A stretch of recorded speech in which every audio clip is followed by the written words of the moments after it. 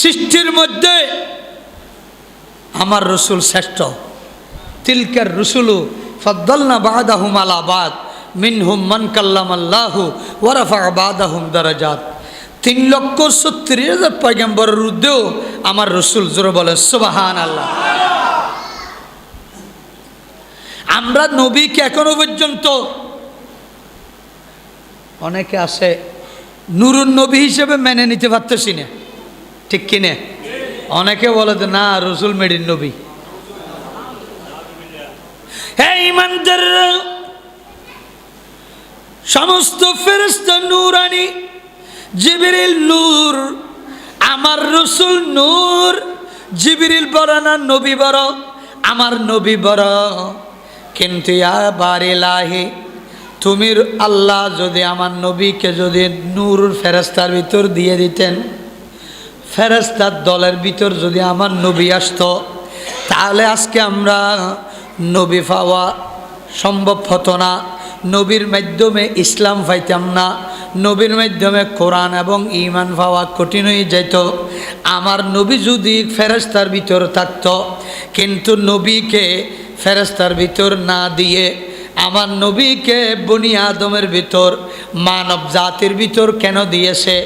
লাকাদ কাররামনা বনি আদম, মানব জাতিকে সম্মানী করার জন্য। উচ্চস্বরে বলেন সুবহান, আর জোরে বলেন সুবহানাল্লাহ। হালকো সে আউলিয়া, আউলিয়া সে রসুল, और रसूलों से आला सबसे औला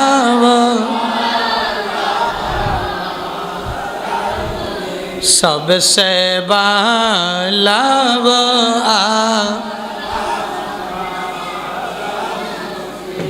রসুল যদি বনি আদমের ভিতর না আসে, যদি ফেরেশতার ভিতর আসতো, তাহলে ফেরেশতার দল সম্মানী হয়ে যেত। এমনকি ফেরেশতারা নূরের সৃষ্টি, আমার নবীও নূরের সৃষ্টি, নূরের সাথে নূর মিলে যেত। কিন্তু আজকে আমার নবীকে বনি আদমের ভিতর ফাটানোর কারণে আজকে ওই মুনাফিক বনি আদমরা, মানব জাতিরা আজকে আমাদের নবীকে কি করে ফেলতেছে? কলুষিত করে ফেলতেছে। জোরে বলেন নাউজুবিল্লাহ, ঠিক কিনা বলেন?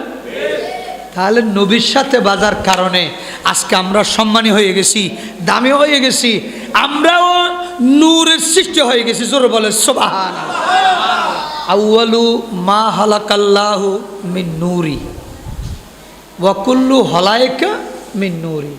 আউয়ালু মা হালাকাল্লাহু নূরি, সমস্ত সৃষ্টি জগৎ প্রথম আমি নবীর নূর থেকে সৃষ্টি করা হয়েছে, রসুল বলতেছে।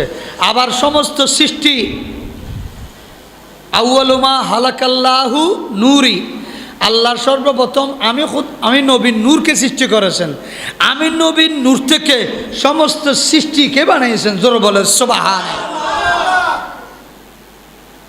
যাই কারণে হে ইমানদার, আমার রসুল নূরে মুস্তাফা আজকে জবল নূর গার হেরা, অথচ একটা পাহাড়, মাটির পাহাড়, পাথরের পাহাড়। এ পাহাড় বলতেছে আমি আগে নূরে জবল নূর ছিলাম না, যেই মাত্র আমি পাথরের পাহাড় ছিলাম। বল হুয়া কোরআনুম মজিদুন ফি লৌহিম মাহফুজ, কোরআন শরীফ লৌহ মাহফুজে ছিল। নূরানি জিবরাইল এসে ওই কোরআনকে নিয়ে জবল নূরে এসে, গারহারা জবল নূরে এসে আমার রসুলের উপর যখন ইকরা বিস্মে রব্বিকাল্লাযী খালাক, যখন ইকরা অথবা সূরা ফাতিহা নাযিল করল, ওই রসুল নূর, কোরআন নূর, জিবরিল নূর, তিন নূর একত্র হয়ে যখন ইসলাম ও নূর, এই সাইন নূর একত্র হয়ে যখন জবল নূরে উঠে গেছেন, তখন নূরের বাতি জ্বলে উঠল। ওই কোরআন নাজিল করলো, নূরে মুস্তাফার উপর কোরআন অর্পণ করা হলো। এই নূরানি কোরআনের মাধ্যমে, নূরানি রসুলের কারণে ওই ফারুন নাম জবল নূর হয়ে গেছে। জোরে বলেন সুবহান, ঠিক কিনা বলেন? তাহলে আজকে আমরা নবীর উসিলে দামি হয়ে গেছে বনি আদম, মানব জাতি। কিন্তু আবার সবাই দামি নয়। ওয়াল আসরে ইন্নাল ইনসানা লাফি খুসর, সমস্ত বনি আদম মানব জাতি নিকৃষ্ট, নষ্ট। ওয়াল আসরে, আমি আল্লাহ আসরের কসম খেয়ে বলতেছি, ইন্নাল ইনসানা লাফি খুসরিন, সমস্ত মানব জাতি নিকৃষ্ট, নষ্ট। ইল্লাল্লাযীনা আমানু ওয়া আমিলুস সালিহাতি ওয়া তাওয়াসাউ বিল হাক্কি ওয়া তাওয়াসাউ বিস সবর, সমস্ত মানুষ নষ্ট নয়। ইল্লাল্লাযীনা আমানু, যারা ঈমান আনছে, আমাল সালে করে, নামাজ দোয়া পড়ে, হক হালাল খায়, রোজা রাখে, হজ করে, যাকাত দেয়, তারা কিন্তু শ্রেষ্ঠ। কিন্তু যারা কাফের, মুশরিক, মুনাফিক, তারা হলো একমাত্র নিকৃষ্ট। উচ্চস্বরে বলেন নাউজুবিল্লাহ, আর জোরে বলেন নাউজুবিল্লাহ। তাহলে আমরা ঈমান পাইছি নবীর মাধ্যমে, বলেন না ঠিক কিনা? নূরের সদকা পাইছি নবীর মাধ্যমে, ইসলাম পাইছি নবীর মাধ্যমে, ব্যস্ত পাবো নবীর মাধ্যমে। কবরে হাশরে আমরা একমাত্র উসিলা পাবো, সুপারিশ পাবো, সাক্ষাৎ পাবো নবীর মাধ্যমে। হাশরের ময়দানে হাউজ কৌসারের পানি পাবো আমরা একমাত্র নবীর মাধ্যমে। জোরে বলেন সুবহানাল্লাহ। সাকারাতের বিছানাতে কে যে যন্ত্রণা, সাত সাগরের পানি দিলে তৃষ্ণা মেটে না। কাউসারের পানি দিবেন শাহে মদিনা, কাউসারের মালিক যিনি তাহাকে চিনুন। ভালো যদি বাঁচতে হয় নবীকে বাসো, নবী তারানেওয়ালা, নবী বাঁচানেওয়ালা, নবী তারানেওয়ালা, নবী বাঁচানেওয়ালা। প্রাণের সে প্রিয়তাই নবীকে জানো, ভালো যদি বাঁচতে হয় নবীকে বাসো, নবী তারানেওয়ালা, নবী বাঁচানেওয়ালা। প্রাণের সে প্রিয়তাই নবীকে জানো, ভালো যদি বাঁচতে হয় নবীকে বাসো। জোরে বলে সুবহানাল্লাহ। তাহলে এই নবীর কারণে আমরা সম্মানী। এক সময় মানুষ দাস গোলাম হিসাবে ব্যবহার হতো, ঠিক কিনা বলেন? ওই বাগিচার যেন 2000 যেন মানুষ দলে দলে এসে চকরিয়া, বাঁশখালী থেকে, বিভিন্ন ডিস্ট্রিক্ট থেকে কাজ করার জন্য বসে থাকে না সন্ধ্যাবেলা? বলেন না ঠিক কিনে? বাগিচাহাট মসজিদের সামনে 10-20 জন মানুষ একেবারে আড্ডা দিয়ে থাকে। কিরে ভাই?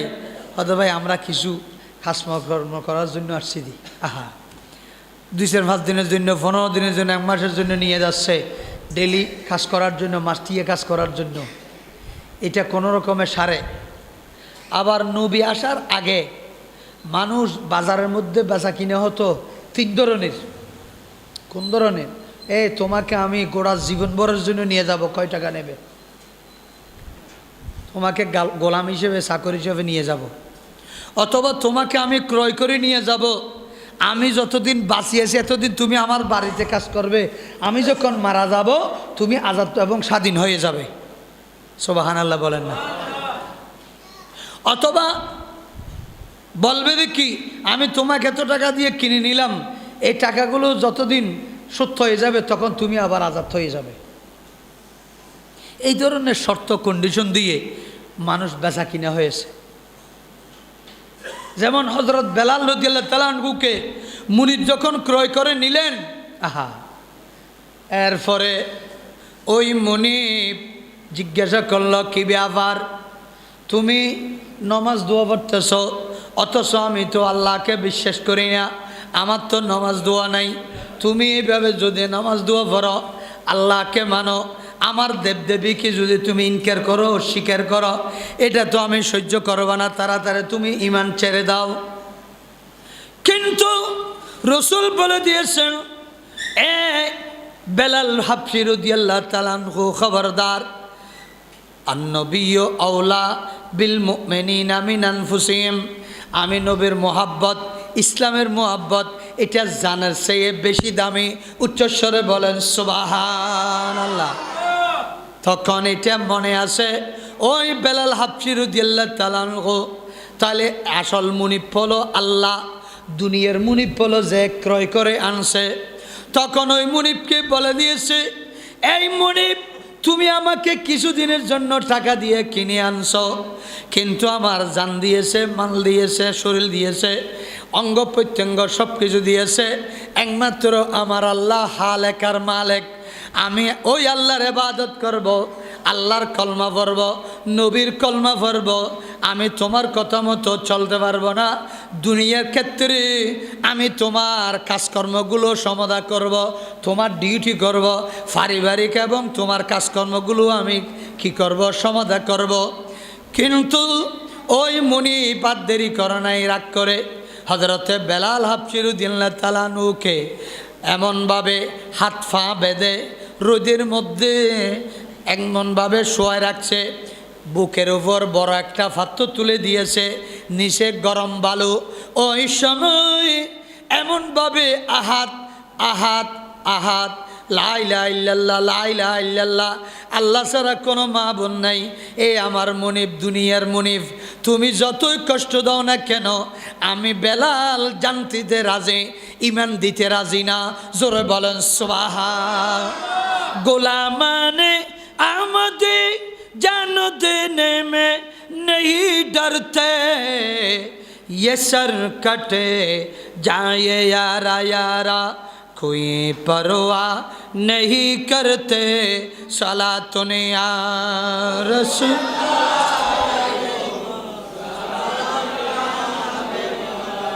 হযরতে সিদ্দিক আকবর রাদিয়াল্লাহু আনহু ফাঁস দিয়ে চলে যাচ্ছে, হঠাৎ করে লা ইলাহা ইল্লাল্লাহর তাসবির আওয়াজ শুনলো। ওই সময় হযরত বেলালের ফাঁসে আসলো, কিরে কি ব্যাপার বেলাল, তোমার এই অবস্থা কেন? হদে ভাই আমি নবীর কলমা পড়ার কারণে আমার দুনিয়ার মুনিফ আমাকে শাস্তি দিচ্ছে। তখন সাথে সাথে সিদ্দিক আকবর রাদিয়াল্লাহু তাআলা আনহু ওই মুনিফকে ডাকলেন, এই যে ভাই এদিকে আসো, তুমি কত টাকা দিয়ে হযরত বেলালকে ক্রয় করে আনছো গোলাম হিসেবে, এত টাকা দিয়ে, ওদের টাকাগুলো তুমি আমার থেকে নিয়ে নাও, এই গোলামকে তুমি আজাদ করে দাও। এই গোলাম যেখানে রসুলের কলমা ইমানের শরাব পান করছে, সে কোনোদিন তোমার কথা অনুযায়ী চলবে না, তোমার পারিবারিক কাজকর্ম করবে, কিন্তু ইমানের ক্ষেত্রে তোমার সাথে আপোষ করবে না। জোরে বলেন সুবহান। কত টাকা লাগবে? এত টাকা। তখন হযরত সিদ্দিক আকবর রাদিয়াল্লাহু তাআলা আনহু টাকাগুলো সব দিয়ে হযরত বেলাল রাদিয়াল্লাহু তাআলা আনহুকে কিনে নিয়ে গেলেন। ইয়া রাসূলুল্লাহ সাল্লাল্লাহু আলাইহি ওয়াসাল্লাম রসুলের দরবারে সালাম দিয়ে আরজ করলেন, হুজুর আমি আপনার জন্য একটা গোলাম নিয়ে আসছি, এই বেলালকে ক্রয় করে নিয়ে আসছে, তাকে অত্যাচার করা হয়েছে, উপরে পাথর তুলে দেওয়া হয়েছে, নিচে গরম বালুর উপর শোয়াই দিয়েছে, ওই মুনিব থেকে আমি কিনে আনছি, হুজুর এই গোলামটা আপনি ব্যবহার করবেন। তখন রসুল বলল, হে আবু বকর সিদ্দিক তুমি এই গোলামটা নিয়ে যাও, কারণ তুমি টাকা দিয়ে কষ্ট করে নিয়ে আসছো, আমি রসুলের গোলাম অনেক আছে, আর লাগবে না। ইয়া রাসূলুল্লাহ আমিও তো আপনার গোলাম, আমার আবার গোলাম কিসের দরকার? কারণ কেননা যে ব্যক্তি যাকাত খায় সে যাকাত দিতে পারে না, আমি হলাম আপনার গোলাম, আবার আমার গোলাম কিসের? আমার দরকার নেই গোলামের। আমি এই গোলামকে নিয়ে আসছি দুইটা কারণ। এক নম্বর হলো একজন মানুষ সে গোলাম হিসেবে তার কাফেরের কাছে কেন ব্যবহার হবে, আর মানুষের আলাদা একটা দাম আছে, কারণ কেননা বনি আদম নবীর মাধ্যমে দামি হয়েছে। ইয়া রাসূলুল্লাহ ওই মানুষকে তার এইভাবে অসৎ ব্যবহার এবং অত্যাচার জুলুম করবে, এটা আমি সহ্য করতে পারি নাই। দ্বিতীয় নম্বর হলো তার কলমা এবং লা ইলাহা ইল্লাল্লাহ মুহাম্মাদুর রাসূলুল্লাহ পড়ছে, এই মুসলমানকে কিভাবে কষ্ট দিবে। তৃতীয় নম্বর হলো ওই গোলাম আমার দরকার নাই, আপনি রাসূলের জন্য আমি গোলাম ক্রয় করে আনলাম। উচ্চস্বরে বলেন সুবহানাল্লাহ। আমি নবীজির পাগল, আমি মদিনার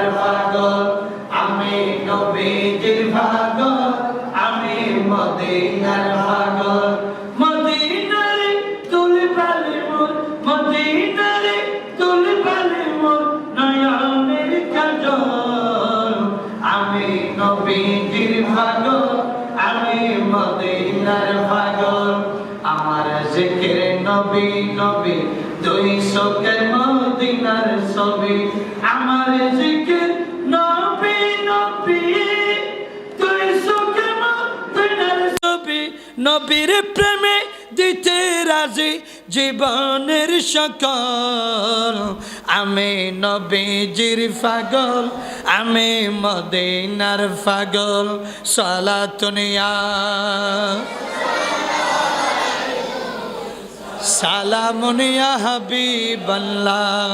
তাহলে প্যারা হাজির সাথে সাথে কান থেকে তাহলে মানুষের অধিকার ওই দিন থেকে আমার রসুল চিন্তা করল আর এই মানব জাতি গোলাম হিসাবে বেচা কিনা হবে না। আমি রসুল ঘোষণা করলাম গোলাম প্রথা বন্ধ করে দিলাম। উচ্চস্বরে বলেন সুবহান।